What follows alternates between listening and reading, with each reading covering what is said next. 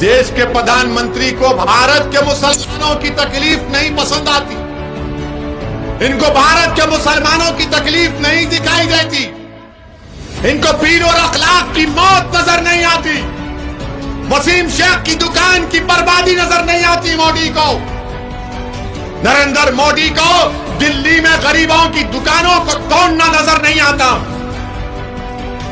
भारत के प्रधानमंत्री को उनकी पार्टी का स्पोर्ट्स पर्सन जो रसूलुल्लाह सल्लल्लाहु अलैहि वसल्लम की शान में नाम शनाब बकती है, वो मोदी के कानों को सुनाई नहीं देता। 20 करोड़ मुसलमानों की तकलीफ को अगर मोदी नहीं समझेंगे तो किसकी समझेंगे? तो नरेंद्र मोदी को समझ में आया सऊदी अरब में क्या होगा, यूएई में क्या होगा, टर्की में क्या होगा, बहरीन में क्या होगा, ओमान में क्या होगा। यहां की इनको तकलीफ नजर आई। अफसोस भारत के वजीर आजम, आप तो बार बार भारत की मोहब्बत के दावे करते हैं, मगर भारत की सरजमीन पर बसने वाले गयूर मुसलमानों की तकलीफ आपको समझ में नहीं आई। मेरी पीड़ा आपको नजर नहीं आई। मैं पुकार कर कह रहा था भारत के वजीर आजम हैं आप सबके वजीर आजम हैं, मेरे भी हैं और सबके हैं, मगर आपने हरकत आई तो उन ममालिक को देखकर आई कितनी पूरी दुनिया में भारत की बदनामी हो रही है और कोई सेकुलर पार्टी कुछ नहीं बोलती है।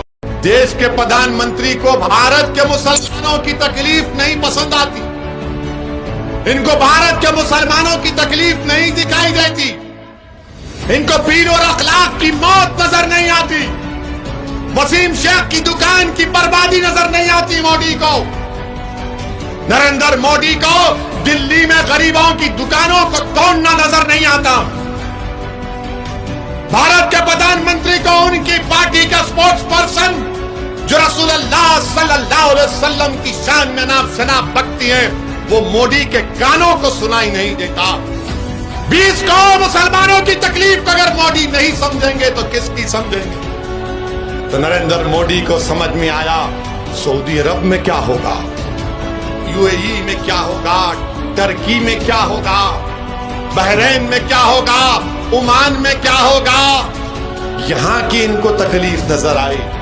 अफसोस भारत के वजीर आजम, आप तो बार बार भारत की मोहब्बत के दावे करते हैं, मगर भारत की सरजमीन पर बसने वाले गयूर मुसलमानों की तकलीफ आपको समझ में नहीं आई।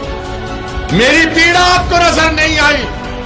मैं पुकार कर कह रहा था भारत के वजीर आजम हैं आप सबके वजीर आजम हैं, मेरे भी हैं और सबके हैं, मगर आपने हरकत आई तो उन ममालिक को देखकर आई कितनी पूरी दुनिया में भारत की बदनामी हो रही है और कोई सेकुलर पार्टी कुछ नहीं बोलती है।